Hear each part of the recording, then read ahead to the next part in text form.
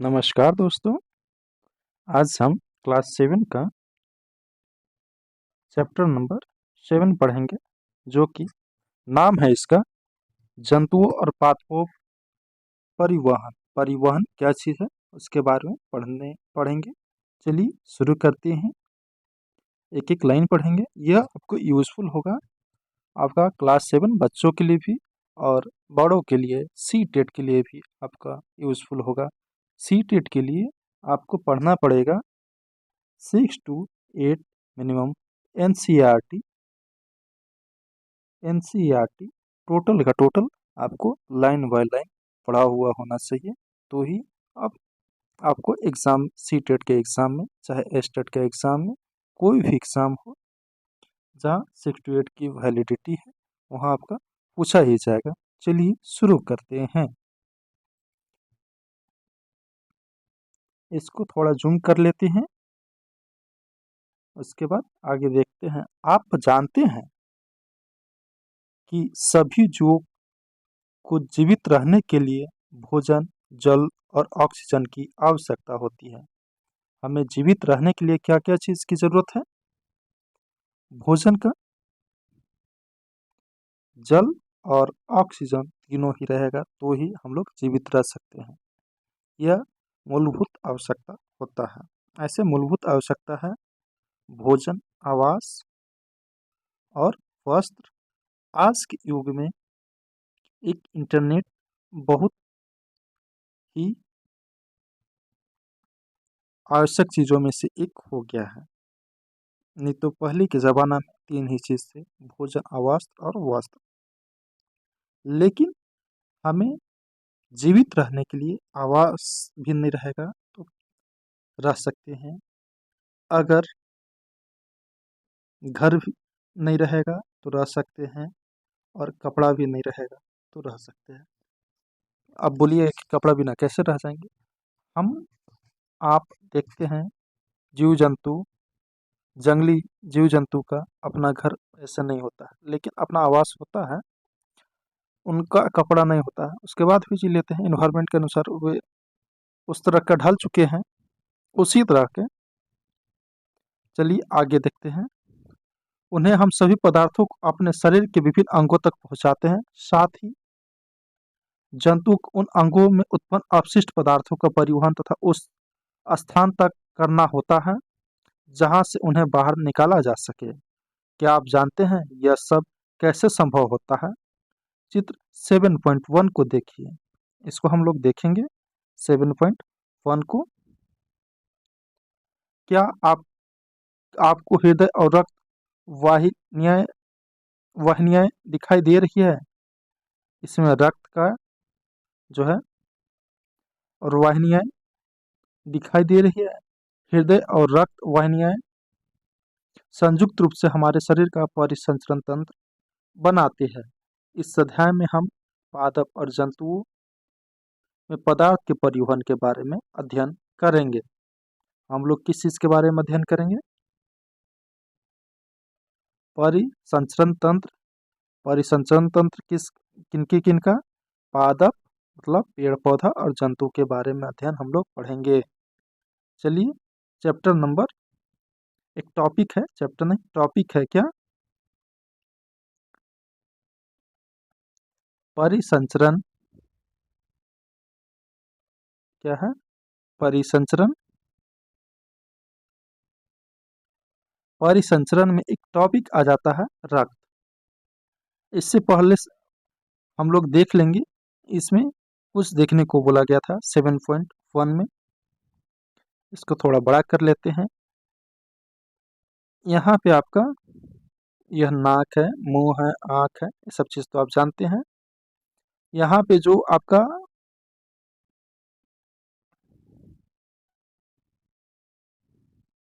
ये वाला जो है, ये वाला, यही आपका हृदय है। क्या है? हृदय है। और जो आपका ब्लू वाला दिख रहा है, ब्लू वाला जहाँ जहाँ आपको दिखेगा वो चीज़ आपका सिरा हो गया।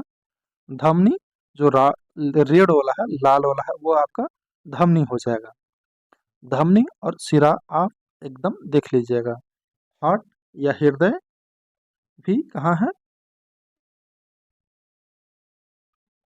यहाँ पे यही आपका हृदय है। सीरा जो छोटा शब्द है वो ब्लू वाला है, धमनी रेड वाला है। चलिए अब सबसे पहले हम लोग रक्त पढ़ेंगे। रक्त का रंग कैसा होता है? लाल होता है। ब्लड एक कनेक्टिव टिश्यू है, यह हम लोग टिश्यू का चैप्टर में पढ़े थे। चलिए आगे देखते हैं।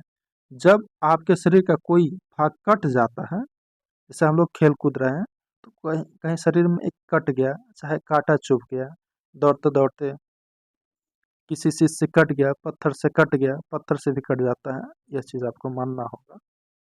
जैसे टीना, घर के छत का टीना से कट गया, या कोई कांच से कट गया, बल्ब का फूटा हुआ से कट गया, तो क्या होता है? क्या होता है? जब आपके शरीर का कोई भाग कट जाता है तो क्या होता है? रक्त या रुधिर बाहर बहने लगता है। जब कटता है तो ऑटोमेटिक बात है कि जो ब्लड है वो बाहर बहने लगता है। लेकिन रक्त है, रक्त वह पदार्थ या द्रव है। रक्त कैसा है? पदार्थ की अवस्था कितना है? हम लोग 3 पढ़े हैं, जबकि 5 होता है। कौन कौन? ठोस, द्रव, गैस, बॉस आइंस्टीन और एक प्लाज्मा। एक बॉस आइंस्टीन होता है। तो इसमें रक्त कैसा है? तरल पदार्थ है। तरल मतलब द्रव के रूप में है। जो रक्त वाहिकाओं में प्रवाहित होता है, यह पाचित भोजन को क्षुद्रांश, क्षुद्रांश छोटी आंत को कहा जाता है, से शरीर के अन्य भागों तक ले जाता है। कहाँ से कहाँ तक ले जाता है? जो पचा हुआ भोजन रहता है, छोटी आंत से, स्मॉल इंटेस्टाइन से शरीर के अन्य भाग तक ले जाता है। रक्त में ऑक्सीजन को भी फेफड़े में ऑक्सीजन को भी रक्त ही शरीर की कोशिकाओं तक ले जाता है। जो फेफड़ा है, फेफड़ा ही है जो ऑक्सीजन को अन्य भागों तक ले जाता है। कौन ले जाता है? रक्त। रक्त के द्वारा ही ऑक्सीजन अन्य भागों तक, शरीर के अन्य भागों तक जाता है। रक्त शरीर में से अपशिष्ट पदार्थों का बाहर निकालने के लिए उसका परिवहन भी करता है। और शरीर में हम लोग कोई चीज़ ज़्यादा खा ली, या जो हम लोग का पेट में नहीं पचता है, वो बाहर निकाल देता है। कैसे निकलता है? रक्त शरीर में से अपशिष्ट पदार्थों को बाहर निकालने के लिए उसका परिवहन भी करता है। बाहर निकालने का भी कार्य करता है। कौन करता है? रक्त ही करता है। रक्त शरीर में से अपशिष्ट पदार्थों को बाहर निकालने के लिए उसका परिवहन भी करता है। कौन करता है? रक्त ही। रक्त विभिन्न पदार्थों को किस प्रकार ले जाता है? जो ब्लड है, शरीर के विभिन्न भाग तक कैसे ले जाता है? रक्त एक तरल से बना है। रक्त कैसा बना है? एक तरल पदार्थ है, ठोस है, जिसे प्लाज्मा कहते हैं। रक्त एक तरल से बना है जिसे प्लाज्मा कहते हैं, जिसमें विभिन्न प्रकार की कोशिका निलंबित रहती है। प्लाज्मा कैसा होता है? प्लाज्मा गाढ़ा होता है। सबसे बेस्ट एग्जाम्पल है आपका जो खखार सर नेटा हो जाता है, नाक से जो अपशिष्ट पदार्थ बाहर आता है, वो जो नेटा कहा जाता है, वो नेटा। खखार हुआ, जो खोखी सर्दी होने के बाद खखार आता है, वो आपका एक प्लाज्मा है। मतलब एकदम लिक्विड भी नहीं, एकदम सॉलिड भी नहीं, एकदम तला तला रहेगा। हम लोग एक चीज़ खाते, हलवा उलवा भी होता है। हलवा तो एक हलवा तीखुर का हलवा होता है, वो एकदम उसी तरह का होता है, एकदम तला तला रहता है। तला तला हम लोग का अपना वर्ड है। इसमें परिसंचरण तंत्र, जिसमें धमनियाँ लाल रंग में तथा शिराएं नीले रंग में दिखाई गई है। रक्त का रंग लाल क्यों होता है? इसका आगे हम लोग पढ़ेंगे। रक्त का रंग लाल क्यों होता है, यह हम लोग आगे पढ़ेंगे। रक्त में एक प्रकार की कोशिका होता है। रक्त में एक प्रकार का कोशिका कौन होता है?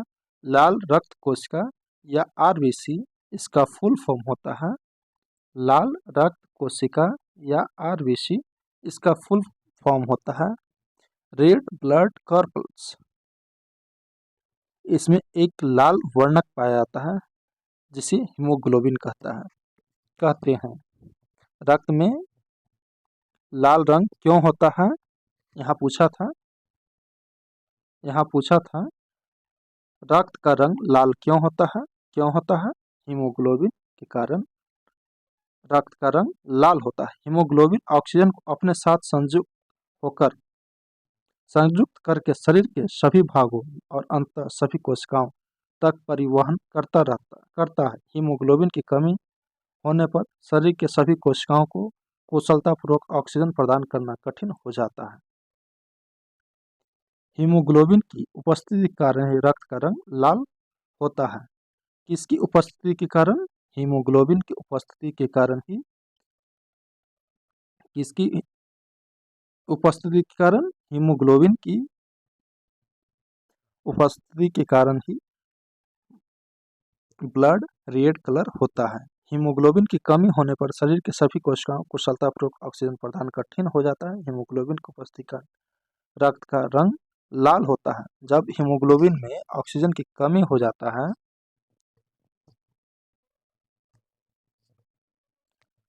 तो कुशल अच्छा से वर्क नहीं करने पाता है। रक्त के अन्य प्रकार कोशिकाएं भी होती हैं। एक कौन हो गया? आरबीसी। एक कौन हो गया? आरबीसी। अब हम लोग कौन पढ़ेंगे? WBC। तो यहाँ हम लोग देखते हैं रक्त में अन्य प्रकार की कोशिका भी होते हैं जिसे श्वेत रक्त कोशिकाएं कहते हैं, व्हाइट ब्लड सेल भी कहते हैं या कार्पल्स कहते हैं। ये कोशिकाएं उन रोगाणुओं को नष्ट करता है जो हमारे शरीर में प्रवेश करता है। यह व्हाइट ब्लड सेल है क्या? श्वेत रक्त कोशिका क्या है? WBC क्या है? जैसे हमारे शरीर के लिए एक सैनिक की तरह कार्य करता है। जैसे कोई मंत्री के लिए अंगरक्षक होता है ना, उसी तरह का हमारे शरीर के लिए यह WBC कार्य करता है। यह एक बॉडीगार्ड के रूप में कार्य करता है। एक कोशिका उन रोगाणुओं को नष्ट कर देता है जो हमारे शरीर में प्रवेश कर जाते हैं। बूझो खेलते समय गिर गया और उनके घुटने में चोट लग गई। बूझो एक लड़का है, एक लड़का लड़की है, जो भी कहो। लड़की अगर आप लड़की हैं, लड़की देखें तो पूछो लड़की को ही मान लीजिए, अगर लड़का है तो लड़का ही आप मान लीजिए। बूझो खेलते समय गिर गया और उसके घुटने में चोट लग गई, कटे हुए स्थान से रक्त बहने लगा। कुछ समय बाद उसने देखा कि रक्त का बहना अपने आप रुक गया और कटने के स्थान पर गहरे लाल रंग का थक्का जम गया। यह देखकर बूझो कुछ परेशान हो गया। हम लोग जब बचपन में खेलते थे, दौड़ते दौड़ते अगर कहीं कट छट गया तो ठीक है, कटा छटा उस टाइम तो दर्द हुआ तो हुआ, लेकिन जो घर पे मार पड़ेगा, तुम कैसे गिरा रे छोटा, बेलन के मार अलग पड़ता। तो उसके लिए हम लोग क्या करते थे, जब अब ऐसा नहीं करना चाहिए, थूक लगा देते थे, तुरंत ठीक हो जाता था। उससे भी नहीं ठीक होता, उस पर धूल, जो मिट्टी का धूल होता है वो डाल देते थे, राख लगा देते थे। इस तरह का कारनामा हम लोग बचपन में कर चुके हैं। अब के तो बच्चा लोग है बस मोबाइल में सारा ही दिन डूबा हुआ रहता है। अरे कुछ बाहर निकल कर खेलो कूदो, दुनिया बहुत हसीन है। दोस्तों को भी बोलो कि PUBG और फ्री फायर में रखा कुछ नहीं है। फिजिकल और मेंटल रूप से हेल्थ अगर ठीक रखना है तो अपना एक्टिविटी, शरीर का एक्टिविटी बढ़ाओ, सारा कुछ ठीक रहेगा। बूझो खेलते समय गिर गया और उसके घुटने में चोट लग गई, कटे हुए स्थान से रक्त बहने लगा। कुछ समय बाद उसने उसने देखा कि रक्त बहना अपने आप रुक गया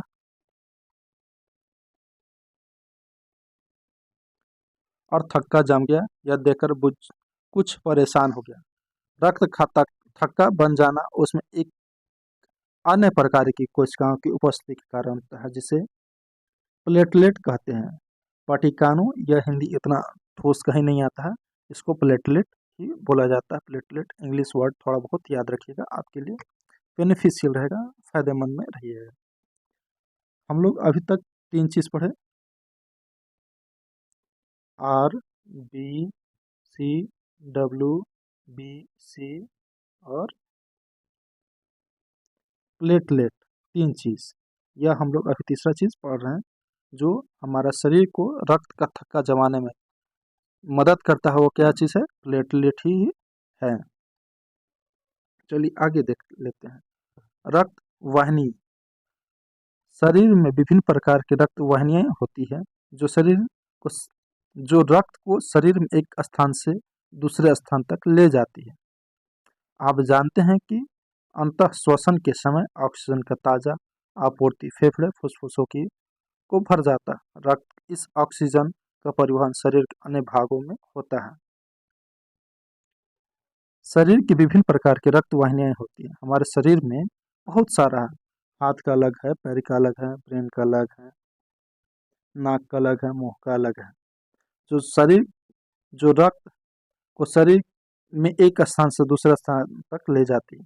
आप जानते हैं कि अंदर श्वसन के समय ऑक्सीजन की ताज़ा आपूर्ति फेफड़े फुफ्फुस को भर देती है। रक्त इस ऑक्सीजन के परिवहन शरीर के अन्य भागों तक हो जाता है।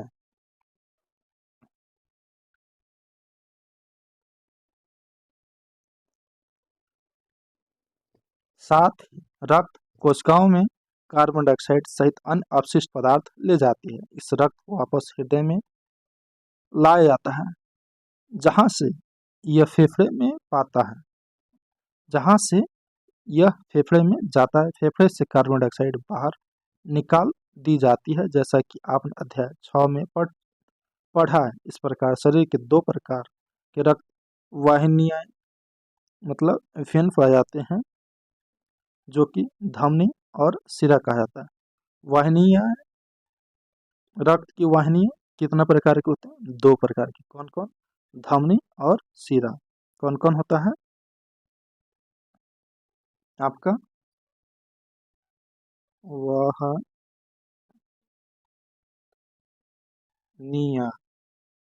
यह आपका 2 प्रकार का हो जाता है, धमनी और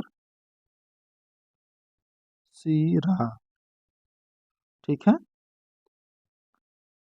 धमनी धमनी कहाँ होता है? धमनी हृदय से ऑक्सीजन समृद्ध रक्त को शरीर के सभी भागों तक ले जाता है। धमनी का कार्य क्या है? धमनी का काम है कि हृदय से ऑक्सीजन रक्त के रक्त को शरीर के सभी भागों तक ले जाती है। यहाँ तक आप देख लीजिएगा। हृदय से, हार्ट से ऑक्सीजन को रक्त को शरीर के सभी भागों तक ले जाती है। चूंकि रक्त प्रवाह तेजी से है इसलिए दाब अधिक दाब पर होता है। अतः धमनी की भित्तीय दीवार मोटी और प्रत्याशित होती है। जो धमनी होता है, धमनी की दीवार कैसे होता है? मोटा। कैसा होता है? मोटा होता है। धमनी का दीवार कैसा होता है? धमनी का कार्य क्या होता है? ऑक्सीजन को ले जाना। क्या चीज से? रक्त में ऑक्सीजन ले जाना सभी भागों तक। इसका मोटा, इसमें प्रेशर अधिक होता है। आइए इस धमनी से रक्त का प्रवाह का अनुभव करने के लिए एक क्रियाकलाप करते हैं। क्रियाकलाप 7.1। अपने दाहिनी या दक्षिण हाथ के मध्य और तर्जनी अंगुली को अपनी बाएं वाम कलाई के भीतरी भाग पर रखिए। चित्र 7.2। क्या आपको कोई स्पंद गति धक धक महसूस होता है? यह स्पंद क्यों होता है? यह स्पंदन नाड़ी स्पंदन नब्ज कहलाता है और यह धमनी में प्रवाहित हो जाता है। रक्त के कारण होता है। देखिए 1 मिनट में कितनी बार स्पंदन होता है। बायां और दायां, मतलब कि दाहिनी में, बायां से नहीं दाहिनी से, जिससे ज़्यादातर बच्चे हम लोग लिखते हैं, पढ़ते हैं, खाते हैं, पीते हैं। उसमें नाड़ी पर जहाँ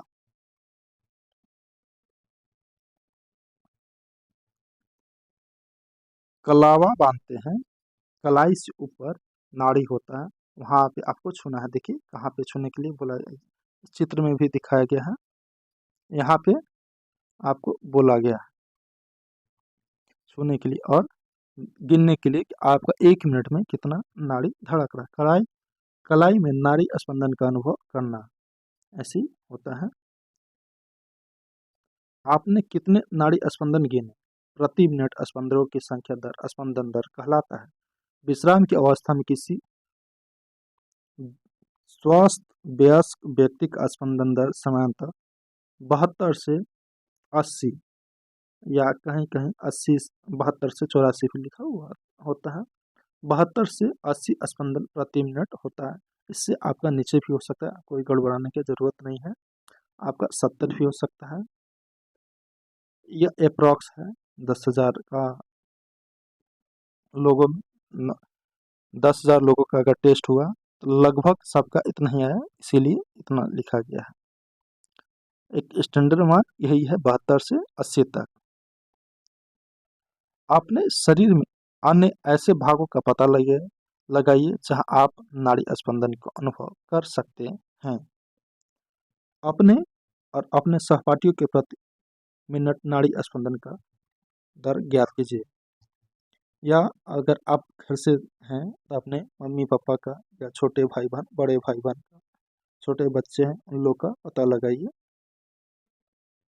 ऐसे ही करके आराम से एकदम पोलाइटली हाथ रखिएगा और कान बंद, आँख बंद कर लीजिएगा और ध्यान से उसका दुख दुख सुनिएगा। आपको पता चल जाएगा। 1-2 बार ट्राई कीजिएगा, खुद ब खुद पता चल जाएगा।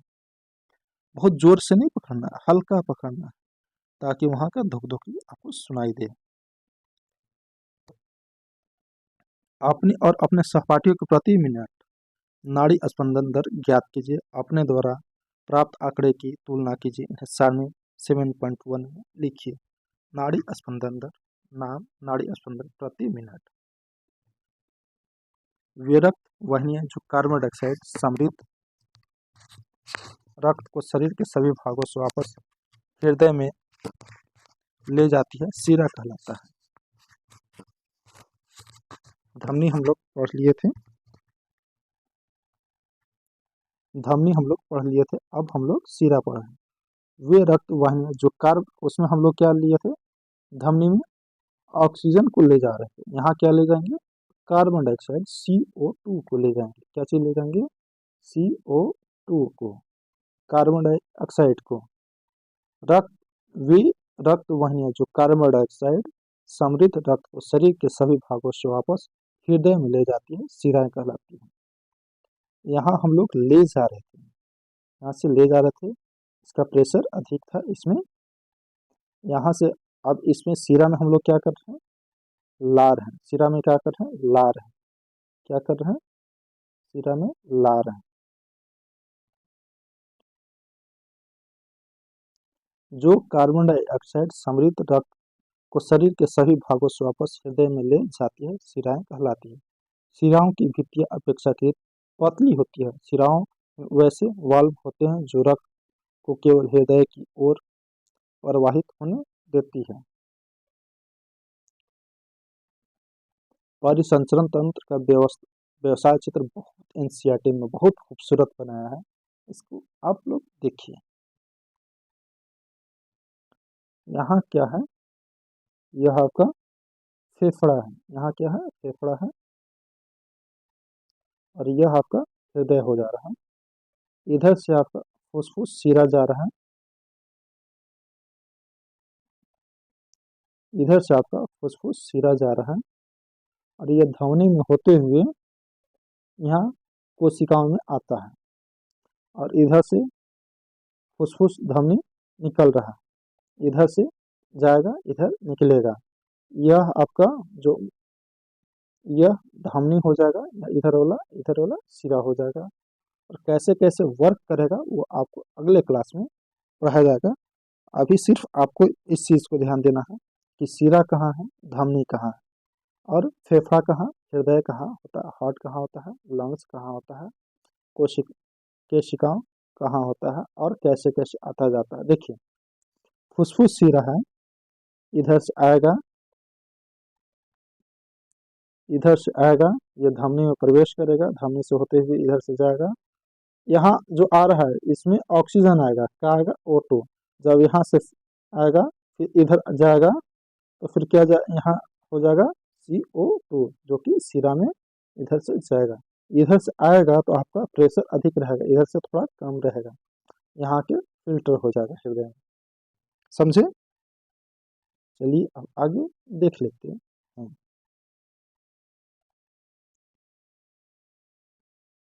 चित्र 7.3 देखिए।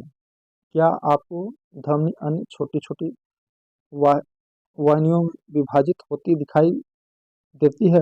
उसको खोजकर वे पुनः अत्यधिक पतली नलिकाएं में विभाजित हो जाती है, जिन्हें कोशिकाएं कहलाती है। कोशिकाएं पुनः मिलकर शिराओं को बनाती है, जो रक्त को हृदय में ले जाती है। मैं चित्र 7.3 देखकर भ्रमित हूँ। मैंने पढ़ा था कि धमनी सदैव ऑक्सीजन समृद्ध रक्त ही ले जाती है। पहली ने समझाया कि फुसफुस, हम लोग स्टार्टिंग में क्या पढ़े, जो धमनी में है वही यहाँ बूझो देखकर चिंतित है कि सिर्फ इसमें ऑक्सीजन ही जाता है। तो पहली आंसर क्या दे रही है देखिए। पहली ने समझाया कि फुसफुस धमनी हृदय से रक्त को ले जाती है, इसलिए इसे सिरा नहीं बल्कि धमनी कहते हैं। यह कार्बन डाइऑक्साइड समृद्ध रक्त को फेफड़े में ले जाती है। फुसफुस सिरा ऑक्सीजन समृद्ध रक्त को फेफड़े से हृदय में ले जाती है। रक्तदान, what is blood donation? Blood donation क्या है?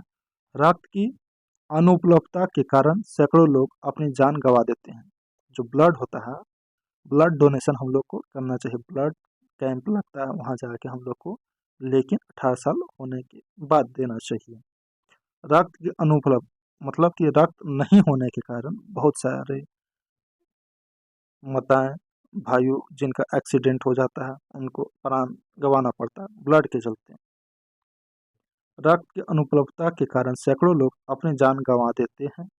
स्वेच्छा से किया गया रक्तदान हानि रहित और दर्द रहित होता है, जो कई अनमोल जानें बचा सकता है। रक्तदान अस्पतालों में सरकार द्वारा अधिकृत जगहों पर ही किया जाना चाहिए। दान किया गया ब्लड बैंक बैंकों में विशेष देखभाल से रखा जाता है।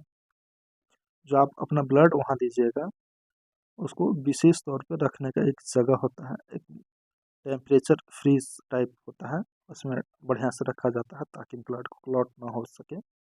उसका प्रोसेस है अपना, रखा जाता है अच्छे से, फिर जिसको ज़रूरत है उसको दे दिया जाता है। इससे होता क्या है कि ब्लड की कमी के कारण कोई पेशेंट मरेगा नहीं, इसी का मेन उद्देश्य है। जैसे कि लॉकडाउन का आपको बात बता रहे हैं, बहुत सारा दोस्त, एक लड़का का बहुत सारा दोस्त था, फिर हम मेरे पास फ़ोन किया कि भाई ब्लड की ज़रूरत है, तो फिर हमने दे दिया। अगर 3 महीना पे आप ब्लड किसी को डोनेट करते हैं, आपको कोई परेशानी नहीं होगा। 3 महीना 6 महीना पर खाना पीना अच्छा खासा है, तो आप दे सकते हैं, कोई दिक्कत नहीं होगा। चलिए अब एक नया टॉपिक हम लोग पढ़ते हैं, हार्ट, हृदय। हिंदी में हृदय बोलते हैं, इंग्लिश में हार्ट इसको बोलते हैं, HEERT, हार्ट इसको हम लोग बोलते हैं। हृदय वह अंग है जो रक्त द्वारा पदार्थों के परिवहन के लिए पंप के रूप में कार्य करता है। हार्ट जो है, हृदय, वो कैसा कार्य करता है? टूलू पंप की तरह। पंप का कार्य क्या होता है? एक जगह यह आपका है, नीचे यहाँ जमीन है, ठीक है, जो कि बनाते हैं।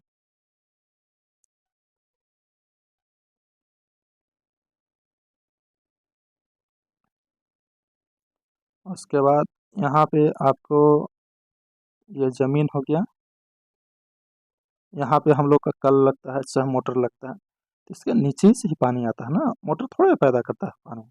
यहाँ से पानी खींचेगा, इधर बाहर फेंक देगा। इसी तरह का हृदय का काम होता है, इधर से ब्लड को ले गया, इधर छोड़ देगा, यहाँ से इधर करेगा, ऐसे गोले गोले राउंड करते रहता है। हृदय वह अंग है जो रक्त द्वारा पदार्थों के परिवहन के लिए पंप के रूप में कार्य करता है। यह निरंतर धड़कता रहता है। एक ऐसे पंप की कल्पना कीजिए जो वर्षों तक बिना रुके कार्य करता रहता है। यह बिल्कुल असंभव प्रतीत होता है। हम लोग जो पटावन का कार्य, सिंचाई का कार्य करते हैं, उसमें जब तक ज़रूरत है तब तक मोटर चलाए, उसके बाद फिर बंद कर देते हैं।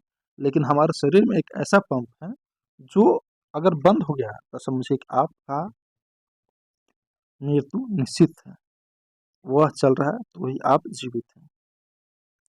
ऐसे कहा जाता है, अगर पंप बंद, हृदय की गति रुक गया तो राम राम सत्य है, ऐसा बोला जाता है। आगे आप लोग समझ सकते हैं। एक ऐसे पंप की कल्पना कीजिए जो वर्षों तक बिना रुके कार्य करता रहता है। यह बिल्कुल असंभव प्रतीत होता है, फिर भी हमारा हृदय जीवन पर्यंत बिना रुके रक्त को पंप करने का कार्य करता रहता है। आइए हम हृदय के बारे में कुछ और जानकारी प्राप्त करें। हृदय वक्ष गुहा में स्थित होता है। हृदय कहाँ होता है? वक्ष गुहा में स्थित होता है, जिसका निचला सिरा थोड़ी दाईं ओर, थोड़ा बाईं ओर झुका रहता है। हृदय कहाँ उपस्थित होता है? वक्ष गुहा में। और यह कहाँ होता है? थोड़ा फर्स्ट वाला में दिखाते हैं आपको। यही आपका वक्ष गुहा है, यहाँ पे थोड़ा इस साइड में है, इस साइड में है। यह आपका क्या हो गया?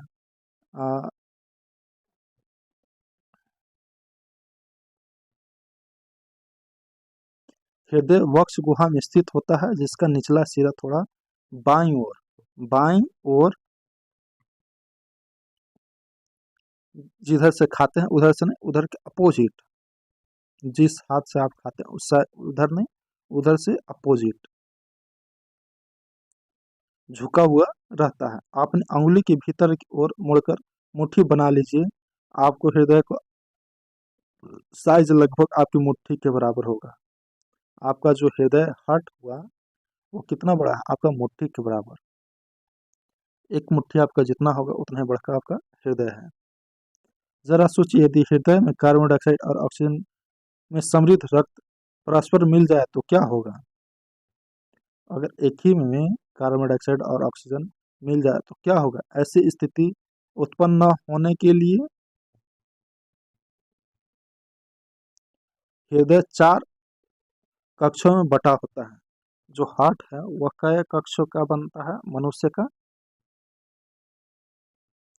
4 गो कक्ष में बनता है।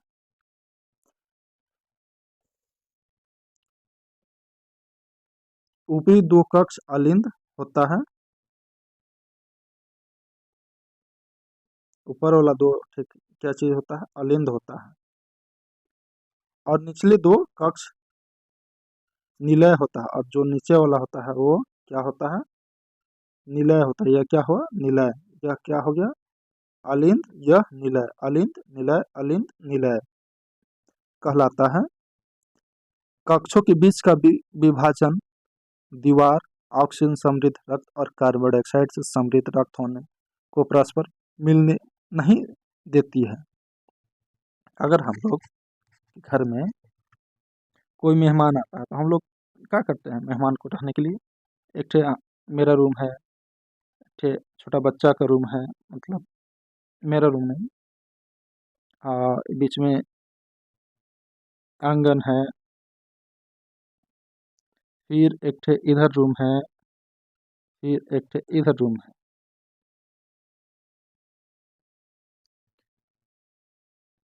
तो हम लोग क्या करते हैं? यहाँ से जाते हैं, यह मेरा रूम हो गया, कोई मेहमान आया तो इसमें रोक दिए, खाना खिलाना है तो फिर इसमें लाए।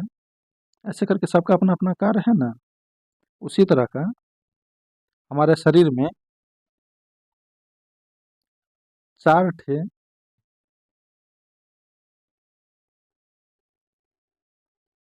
कक्ष है, मतलब 4 ठे कक्ष है, वो आप बटा हुआ है। जो ऊपर वाला है, जो ऊपर वाला है आपका, यह दोनों, इसको क्या बोलते हैं? अलिंद बोलते हैं। और जो नीचे वाला है उसको क्या बोलते हैं? निलय बोलते हैं। समझे? एकदम इस चीज़ को आप समझिए, उसके बाद ही आपको चीज़ आगे समझ में आए। परिसंचरण तंत्र की कार्यविधि को समझने के लिए चित्र 7.3 हृदय के दाईं ओर से आरंभ करते हुए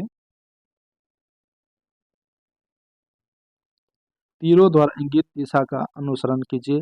इस चित्र में तीरों द्वारा हृदय से फेफड़े में और वापस हृदय में रक्त के प्रवाह को दिशा दिखाई गई है, जहाँ से वह से शरीर में पंप होता है। चलिए इस चीज़ को हम लोग देख लेते हैं।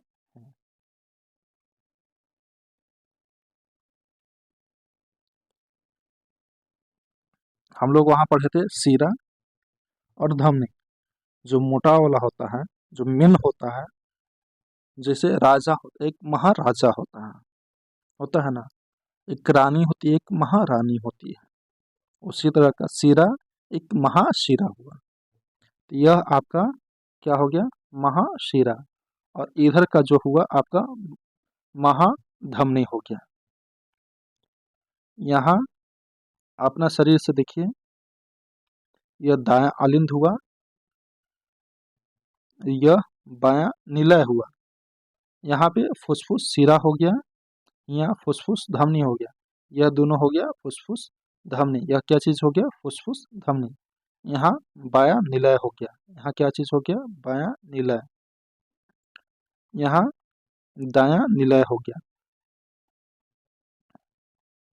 कक्षों के बीच के विभाजन की दीवार यहाँ पे आपका हो जाएगा, जो यह चीज़ है, यह चीज़ वाला दो कक्षों के बीच का विभाजन का दीवार के रूप में दिखाया गया है।